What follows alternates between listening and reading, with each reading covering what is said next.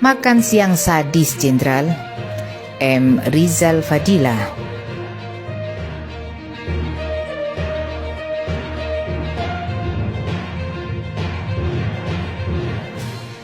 Semakin kacau saja negeri ini dengan seenaknya mengatur pemerintahan.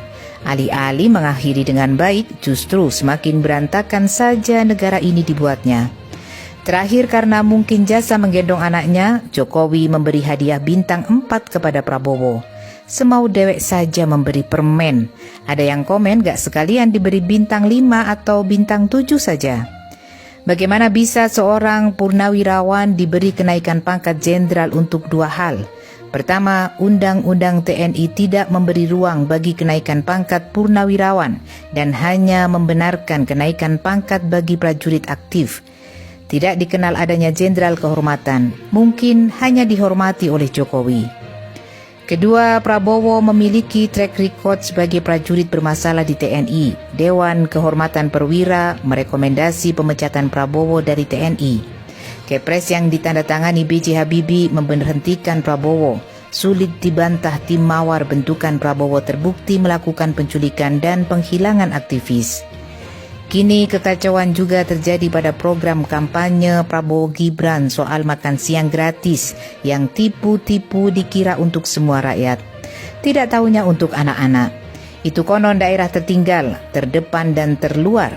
Baru tuntas katanya tahun 2029. Program makan siang gratis tidak logis dan tidak solutif. Program yang tidak membangun karakter bangsa, memalukan dan memilukan.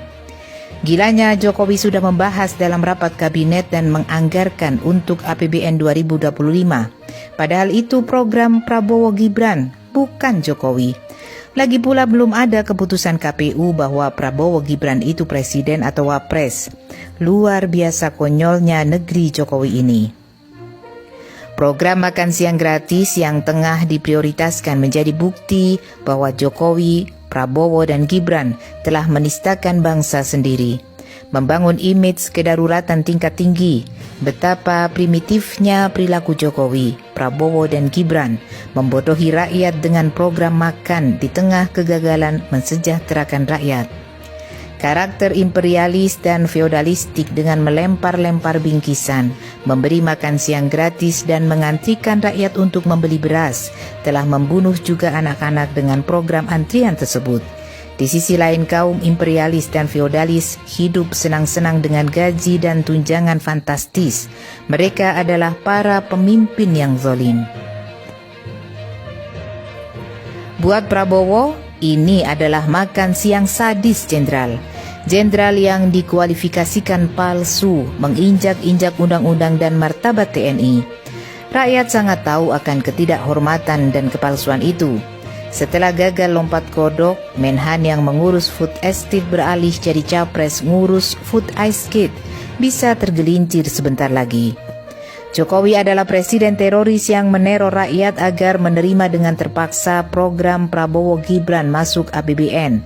Prabowo Gibran juga capres-cawapres teroris yang meneror rakyat dengan deklarasikan diri sebagai presiden wapres bermodal quick count. Sejak awal memang Jokowi dan Prabowo meneror rakyat dengan desain survei dukungan di atas 50%.